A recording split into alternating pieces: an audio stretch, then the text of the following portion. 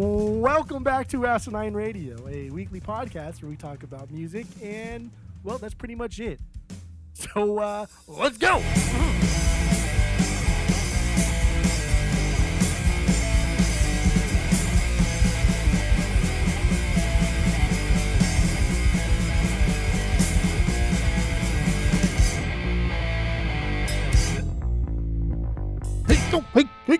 Hey. This is Asinine Radio. This is the weekly music podcast where every week we get into our Fearless Beer Review. We get into our vinyl pickups stuff we've been listening to, and Jeff's record store, Desert Grooves Records. We rounded out with some new music and other happenings in the music world. My name is Tyler, and way out there, hundreds of miles away, is Jeff.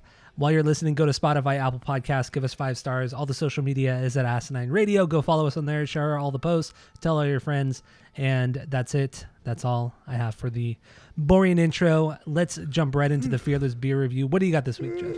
Go.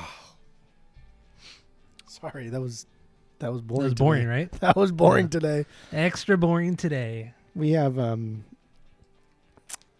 we bought cheap beers at Target because they're on sale. One was like 30 pack of Buddies was like fucking $15 or something, or $10. Oof. And then one was a 30 pack of Coors, just like Coors Banquet, for like the same price. So tonight I'm having a Tyler Special, as they call them. I'm having a Buddy. A Buddy? No lime, nothing, just straight up. Hell yeah, dude. You should have told me. I would have had a Buddy too. Well, damn. I don't have any right now. I like to keep it exciting. I suppose. And I'm not even pouring into a glass. I'm just going to drink it straight from the can because I'm a man. That's what men do.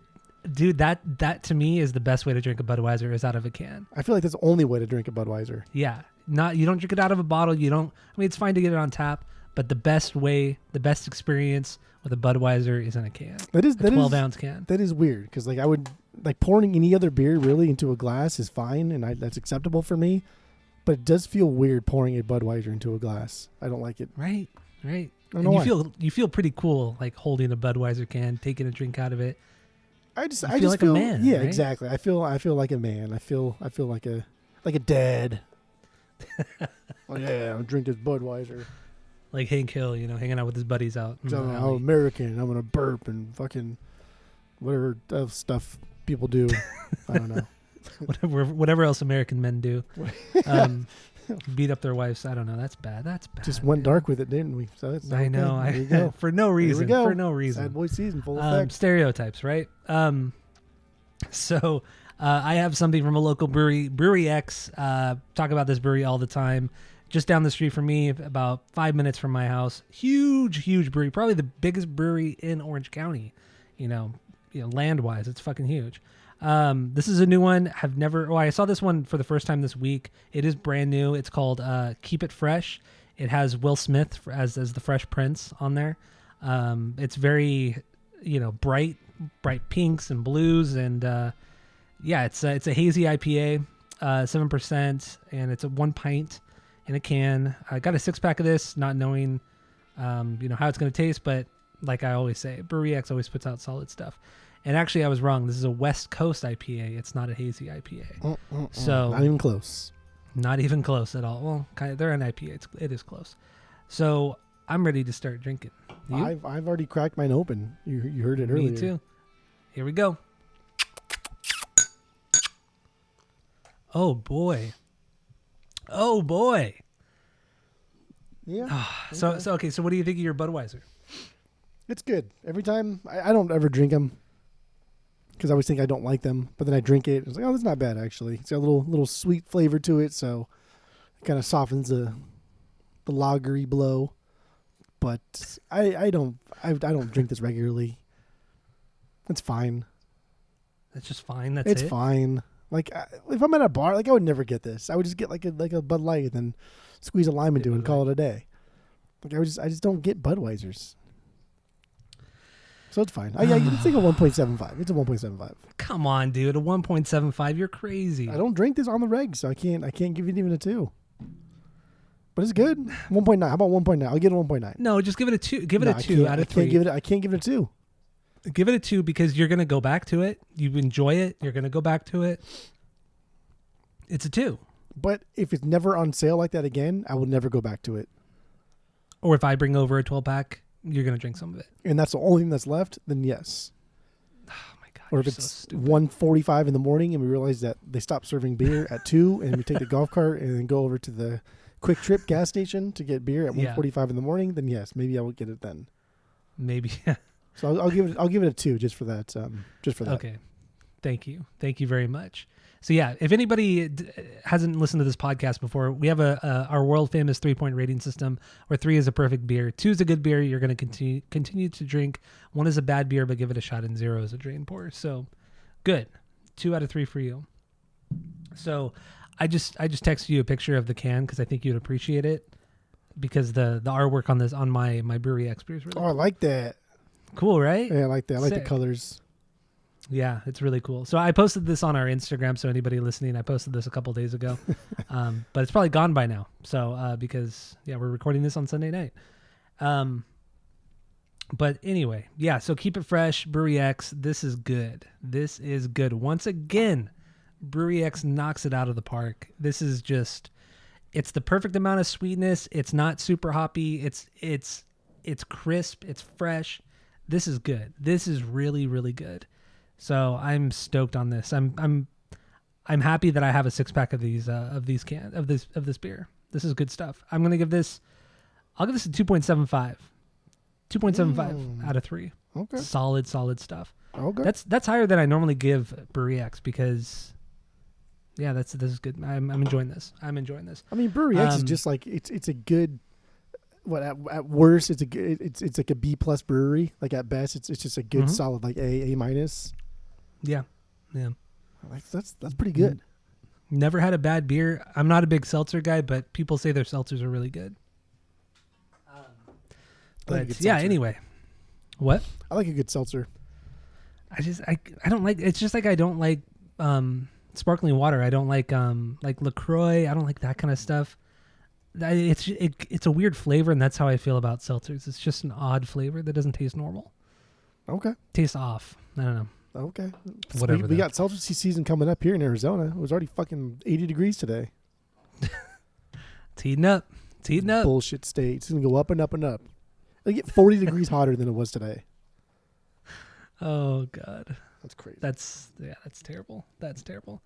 Hopefully it's not too hot by the time I'm out there in a few weeks. Hopefully it cools down. Last time when I was out there in March last year, it was pretty cold. Pretty cold last March. So hopefully it drops down again. March is don't kind wanna of be funny. sweating. It can either be hot, but it hasn't been hot enough for the pool to heat up, so the pool's still fucking freezing. So you can't even go in the pool. 'Cause our pool's a little bit bigger.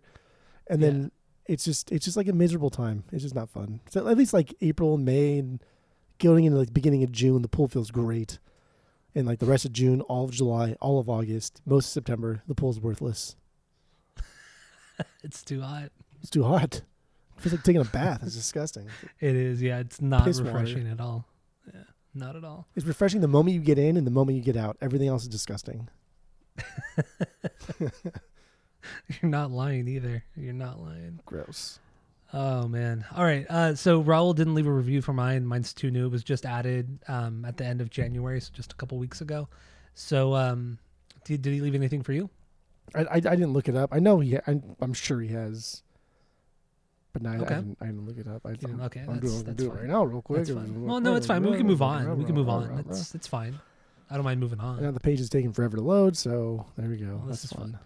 You're also going to explain everything that's going on that you're Yes. doing to Typing help them in right pass the now. time. Boop-a-doop-a-doop-a-doo. Making noises. That's fun too. Mhm. I mean, we can move on. I don't know. It's still not loading.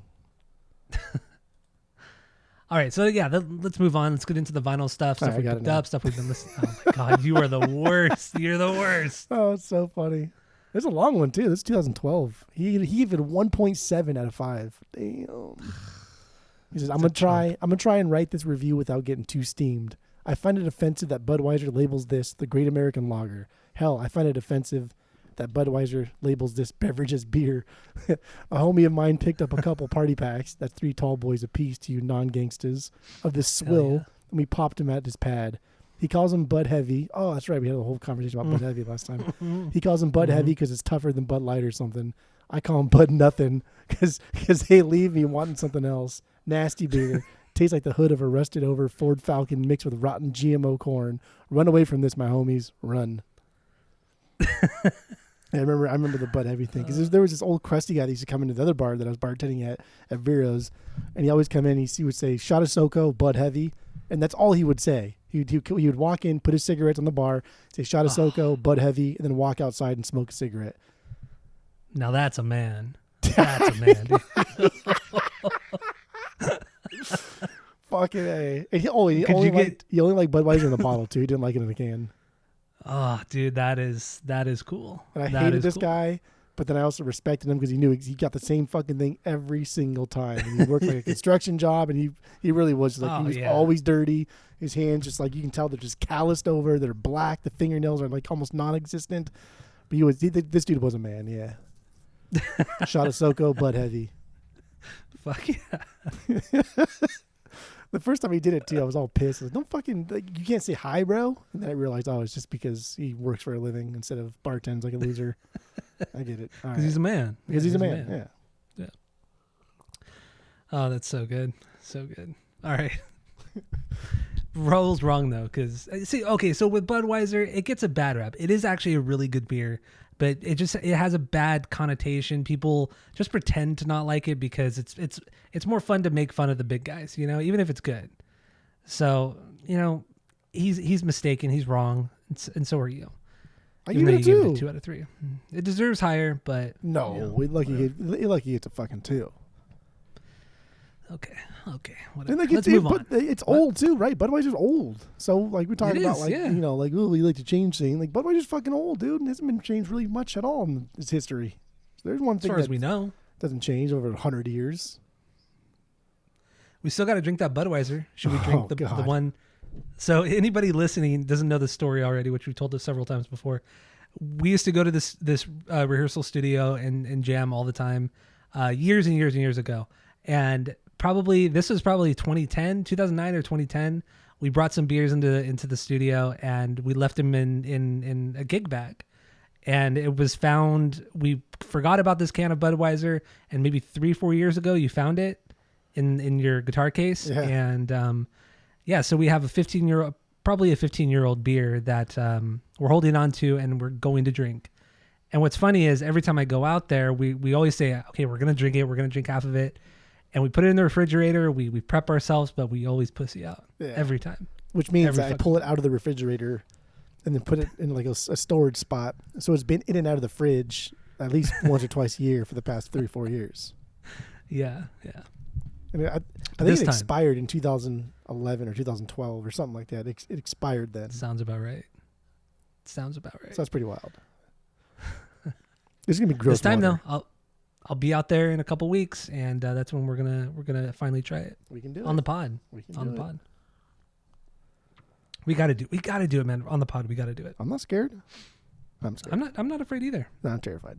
Not afraid of anything. All right, so let's move on to our vinyl stuff we picked up, stuff we've been listening to.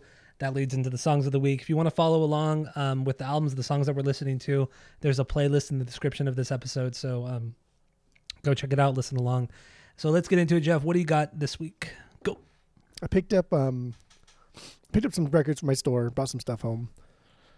I didn't listen to a lot of records this weekend because I did some day drinking and we were on the golf carts and just time got away from me. And then Friday night I was busy, so I didn't get home till like 8:30ish, 9.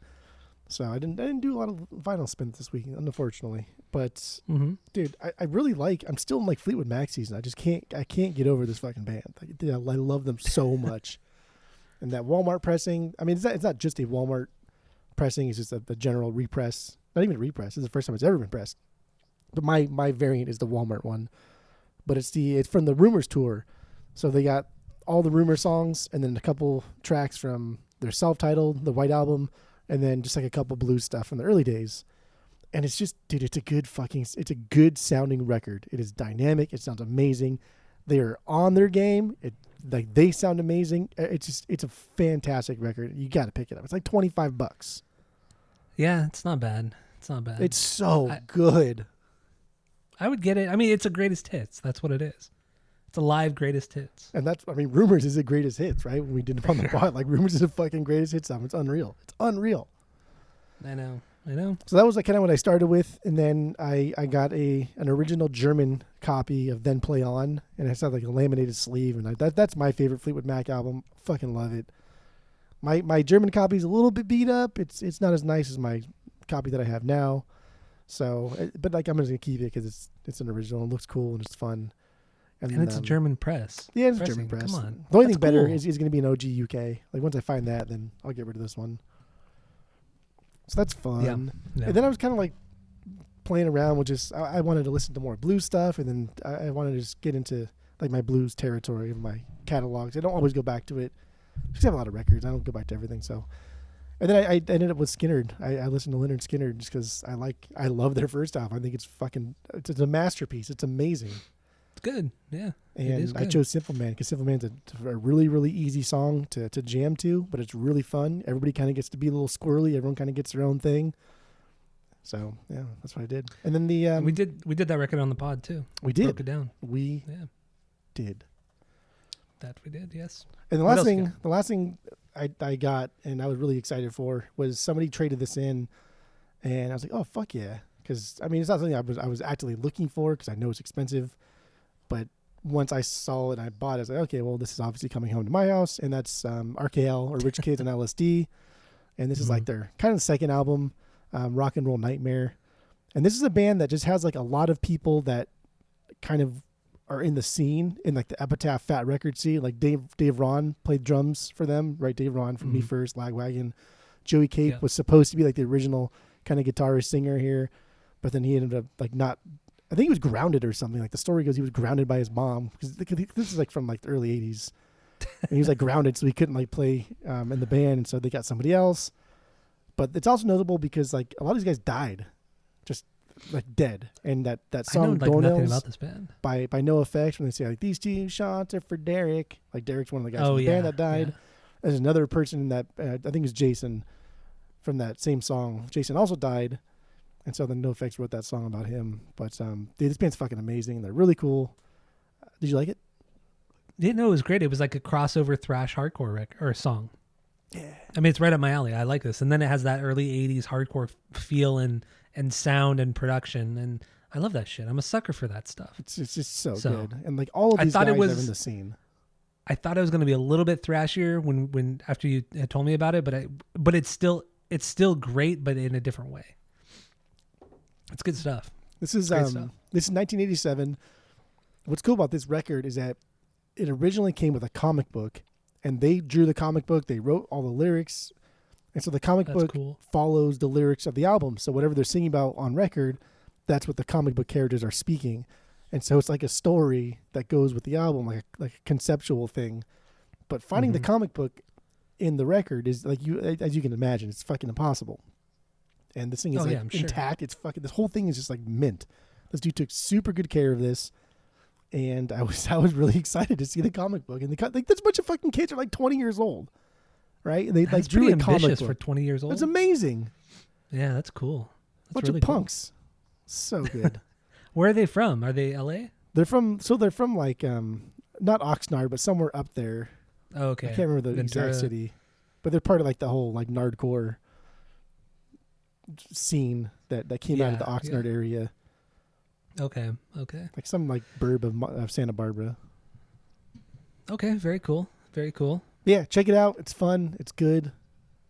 It's fun and good. That's it. Fun Check and it good. out. Listen to the playlist. Okay, so I got 3 things here. So I'm purging a bunch of records. I've counted it up. I have 66 records I'm so purging. much. Yeah, it's a lot. So these are 3. I listened to all 3 of these records just to double check that or make sure that I want to get rid of them.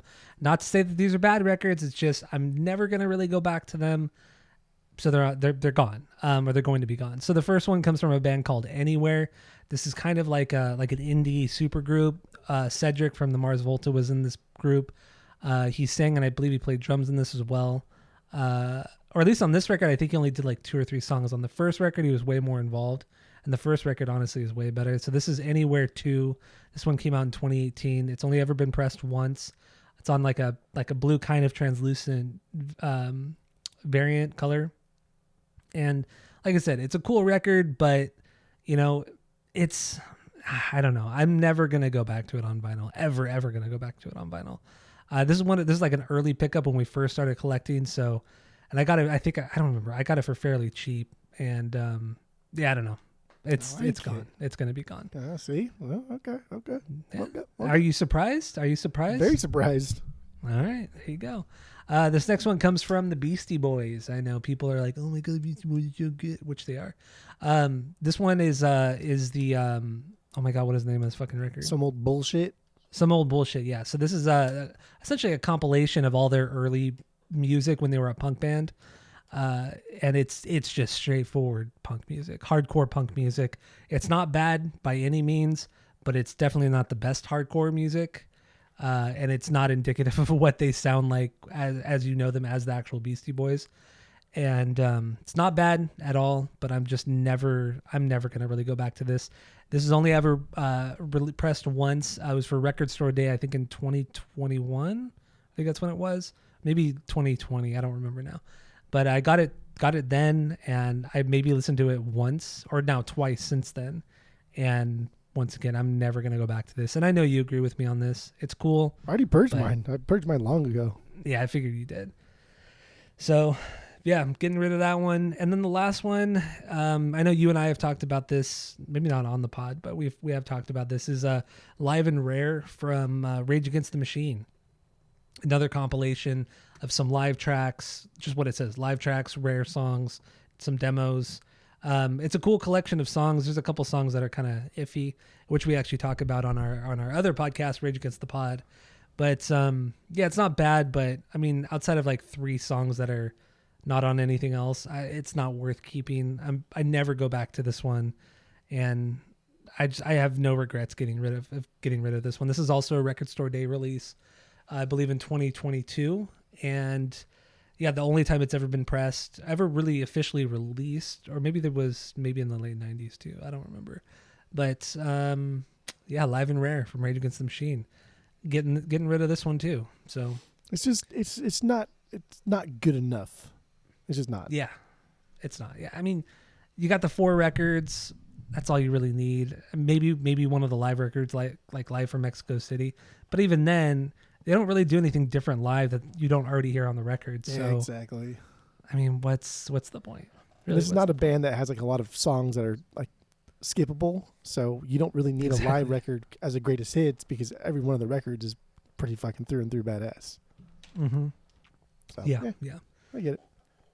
So that's all I got. I have many more I'm purging, but I'm still going through them. I'm doing, for most of them, I'm doing like an extra listen just to make sure I want to purge them before I head out to your place in Arizona. But I'll be talking about a few more. What I was doing for a while was I would do side 1. If I can get through side 1, I was like, nah, dude. Like there was not enough there for me to even listen to side 2. Then I would just turn it off. I wouldn't even listen to side 2 because I'd listen to it once. Too. But like if you can get through side 2, like, oh, that was pretty good side 1. Let me see if side 2 is also good, right? So that's kind of like you don't have to waste all your time going through a whole record you don't really like that much. That's what I've been doing, but the way I look at it is, by the end of side 1, you have a pretty good gist of what side B is going to sound like. I mean, it's rare when side B is way worse than side A. I mean, yeah, it happens with like Boston and Rush sometimes. Like it does happen, but overall, majority of the time, it's going to be the same kind of record on each side. Yeah. So I've just been doing side A's on stuff, but purging a lot of stuff. So I'm excited. My collection looks nice, man. It looks nice right now. There's a lot of open areas. So I'm able to flip through the records a lot easier now. You got some goodies waiting for you too. I do. I have some great stuff waiting for me. Oh, and also because I'm also getting rid of some soundtracks. So I have a bunch of James Bond soundtracks, like pretty much all the Connery movies except for Dr. No. It's the only one I don't have. And I thought, I'll purge them, but they don't really go for anything. So I just decided to buy some like frames for them. I'm just going to hang them up on the wall because it's super cool artwork. I already have my giant James Bond. I have 2 giant James Bond posters in my office. So I'm just going to put these up there as well. So it'll add to the whole theme of my office. And the artwork looks fucking cool. And I sent you a video of them too. Looks super sick. I mean, that's the beauty So- of this hobby, is that this stuff doubles as art. You put them on a wall, and that is Yeah. art. Yeah, especially since I'm not going to get anything for them. Why not? Yeah, they're like $5 records. Yeah, they're not really worth anything. Although I do have a Live and Let Die that comes with like a really cool booklet. I'm not putting that up on my wall, so I might just purchase that one. But I don't know if that. I doubt it's worth anything. But it's still kind of cool that it has that booklet. Live Um, and let down. It's a good song though. Good theme. The best theme. That's a good song. That is a really good song. It's the best James Bond theme. That fucking that doo doo doo doo. It just like instills panic and fear. I know. It's so good. It's so good. All right, so let's move on to some new music and other happenings in the music world. A new album from a band that we've talked about here and there. They're not super famous, by themselves, but it's the band Austrian Death Machine. They put out a new album called Quad Brutal. This is Tim, the singer from As I Lay Dying, with some other people from other parts of the scene, and it's what you'd expect. It's Arnold Schwarzenegger inspired. Very very much about working out and just being super heavy, and it's really fucking heavy metal music. It's rad. We just talked about them last week. Did we? Yeah, I don't know. Remember why we brought them up, but we did bring them up. Oh, okay. All right. So that was weird. Yeah, it is. Yeah, that's a weird coincidence. But anyway, yeah, they put out their new record this week. Like I said, Quad Brutal. Go check it out. The vinyl's still available. If you're interested, you can go buy it. I think it's like $20. So yeah, check it out. And Sum 41 put out a new song called "Waiting on a Twist of Fate." It's coming off their upcoming record, which is going to be their last record, called "Heaven and Hell." And it's good. It's fine. What do you think of it? Compared to the other stuff they've already put out, like this is way better. Like this is Yeah, a better I would return to agree. form. This is a better, more mature sounding Sum 41. But as like on its own, it's whatever's. It's run of the mill. After hearing this new song, I feel so this is one of 3 songs that have been released from the new record. I feel like this is like almost like AI. Like it just sounds like it's very cookie cutter. It sounds too perfect. Like it doesn't sound like it's about to fall apart. Like when you listen to Chuck, which is like their most metal record, it always sounds like it's about to fall apart, but it never does. It sounds too good. It sounds too slick. And it just like it hits all the right points, but nothing about this is memorable. I don't remember the riff. I don't remember the melody. I don't remember any cool drum parts or drum fills, nothing like that. I mean, Like it's cool when you're listening, but that's about it. we definitely don't have as much time with this, and we're already like we don't really care about it as much anyway. And trickling songs out like this is always going to be difficult for an artist because we're just going to shit all over pretty much anything because like context is everything, right? Sequencing has a lot to do with music. It's like I feel like no matter what, they're kind of in a losing battle when we dissect things. But you're right, like there's no like aggressive melody here. There's no like really cool parts to this that I remember. But like Final Judgment will always reserve for the final record. But so far, I'm underwhelmed. Yeah, This was like, better, but I'm still underwhelmed.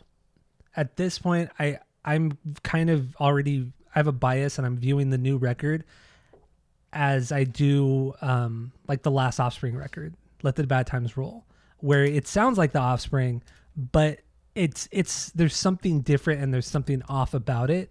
That's how I feel about these songs, and I feel like that's how this new Sum 41 record is going to sound. It's going to sound like them, yes, but there's going to be something off that I can't quite put my finger on. It's generic. Yeah. Generic Sum 41. It's weird. It's really, really weird. So a new song was released from Linkin Park. So this one is called Friendly Fire, and this was a B-side from their last record. Was it Chasing Light? What was their last record? I don't remember. I don't remember, but that record sucked. And this song sucks. This song really fucking sucks. I'm sorry. I just Blasphemous. Like Linkin- It's got Chester on Dude, there. I don't give a fuck if it has Chester. I mean, you and I would agree that Linkin Park is 30% great and 70% okay to bad. Like really, most of their music is not that great. It's really not. I agree. But the stuff that's great is fucking amazing. But they're for plain old people who don't like metal. That's what they are. They're for people who don't like metal music, I mean, it's true. which is fine, which is totally fine. But Chester was great. I mean, he was an amazing vocalist, amazing singer, but that doesn't make up for bad songs. That's just the way she goes. This song is very So- much like later era Linkin Park, though, and people are gonna love this Yeah. shit, and they're gonna love it even more because it has Chester on it. But it is kind of cool. I think they're releasing like a greatest hits thing, and then this will be like They are, like yeah. a new song on that greatest hits thing. I think that's cool. If you love this band, I think that's rad. You can hear a new song from somebody who died, was it like 7 years ago now. Yeah, 2017. Like I think that's cool. That's rad for fans. I am not that type of fan for this band. No, No. I don't. And yes, we have listened to every Linkin Park record. We did Linkin Park on the podcast. I have two on We the love vinyls. Hybrid Theory. Yeah, and I mean, I have one, but I want another one. Which one do you But want? I don't. The Hunting Party. Oh, What do you have? One More Light, or is that the new record or the last record they did? One More Light. was it Chasing Light or One More Light? What is it called? I think it was One More Light. I think Chasing Light is a Jimmy World album. Is that the Jimmy World album that has your favorite song on it, or the one you pretend like is like the fucking best song that they've Wait, ever no, done? is that album? I can't even think right I now. don't know. No, I have Whatever. Hybrid Theory and A Thousand Suns. That's right. I got my Thousand Suns from you. Yeah, I got it from that crazy fucking lot from the Dude, guy who worked fuck. at Sumerian Records. I listen to A Thousand Suns more than I do Hybrid Theory. Really? Yeah, I love that. I mean, it's a record. fine record. It's fine, but come on, man, it's nowhere near as good as Hybrid Theory. Hybrid Theory is it's just nostalgic. So I think There's like a ton of I know what I'm getting with Hybrid Theory, but like realistically, Hybrid Theory is goofy. It is very goofy. It is very. It like took it's almost like Hybrid Theory took the worst parts of like Limp Bizkit and nu metal and Korn and put it into that album. They it's- kind of like Hybrid Theory Yeah. took the worst parts of those and then tried to make a serious band out of it. Whereas like Limp Bizkit and Korn never took themselves seriously. Where Linkin Park Yeah. took themselves very seriously. They were not self-aware whatsoever. Damn, dude, you just don't fuck with some of these songs though. I know. Huh. I agree. Good stuff. Good band sometimes. But anyway, Friendly Fire, go check it out. And Frank Turner, this guy gets a lot of praise from the punkers and stuff.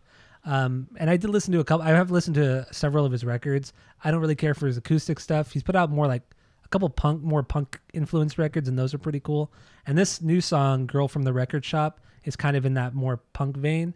And I thought it was cool. It was like a pop punk kind of tune. I thought it was kind of cool though. What'd you think? I don't get this guy either. I just ever since I think it was like several years ago when him and NoFX did that like West that Coast split versus almost. English thing. That split thing. Like ever since then, I've listened to more of him, and I don't like it. I just don't like it. Like I get the folk punk thing, but I just don't think it's. I think it's fine. That's it. It's just fine. Yeah, it's fine. It's not bad. It's not bad. It's not good. Yeah, that's true. That's true. All right. And then the last thing here comes from this new band called LS Dunes. We've talked about them before. This is kind of a super group. It's a singer from Circuit Survive, Seosin, Anthony Green, with a guitarist from Coheed. Two of the guys the bassist and drummer from Thursday are in this band. And their music they put out has been pretty cool. This song is called How Dare You. And I enjoyed it. I don't think I'm ever going to go back to the album too much or this song that much, but it was cool. It was a cool listen. I mean, Right? it was fine, and then I forgot that this band already released a record like last Yeah. year, and I never go back to it. I don't remember like if it was good or not, and I remember like how much hype there was behind it. You love hype, and I've never gone back to it, so I don't know. I don't care. Maybe I will go back to it this week. I kind of view it like Circus Survive records. Like when you first hear them, they're good, but you never go back to most of them. Well, you shouldn't go back to any of them except for just one. That's all you really need. Well, I mean, yeah, we know that now since we did Circa on the pod, but But some of those records prior are to that. brutal. yeah, they're pretty rough. Pretty The, rough the stuff. only other one that was even like tolerable was On Letting Go. That was the only other record follow-up. that I thought was even like tolerable. Everything else was just, dude, this is dumb. It's just boring. There's no reason for it. Just dumb. No yeah. reason for it. So yeah, go check it out, LS Dunes, if you're interested, if you like that kind of stuff. Real quick, just to talk about it, No Values Festival was announced here in California on June 8th. It's the punk rock, pretty awesome fucking festival that's going on in Pomona, California. OG Misfits or classic Misfits lineup are going to be there. Was it Iggy Pop, Social D, Vandals, all the goodies. Aquabats, Fear, Black Flag, like all the classic punk hardcore bands are going to be playing this festival. So it's cool. I mean, you and I likely are not going to go. We talked about before the pod, but it's still something to bring up and pretty cool. If you've never seen a lot of these bands, which we've seen a lot of these bands, go check it out. Pomona, if you live in California or Southern California. It's definitely a cool way to see a lot of these bands that are getting old and are they going to die or stop touring soon, so you can just get them all done in one swoop. Like, done. Call it. Yeah, exactly. Like Descendants, Circle Jerks, and Adolescents. We can just get that done in one night. Done. One night. That's going to be fun next month. That's going to be fun. Anybody out there who lives in Arizona wants to meet up at the show, we're going to see those three bands. At the Nile? Wait, no. The Marquee. What venue? The Marquee in Arizona. Cool name for a venue. Shitty venue. Shitty. I haven't been there. I've only been to the Nile. Nile's even shittier. Okay, so I have something to look forward to. It's better than the Nile, but not much. Yeah, the Nile is, fuck, man, that is a bad venue. That is just... That's a bad venue, by choice. Like, it chooses to be shit. Garbage. Yeah, that place sucks. But anyway, do you have anything else? We good? No, that's it. That's all. All right, perfect. So yeah, we're going to get into Sad Boy season. I'm going to start that. Thank you all for listening. Go to Spotify, Apple Podcasts, give us 5 stars, tell your friends, and that's it. That's all.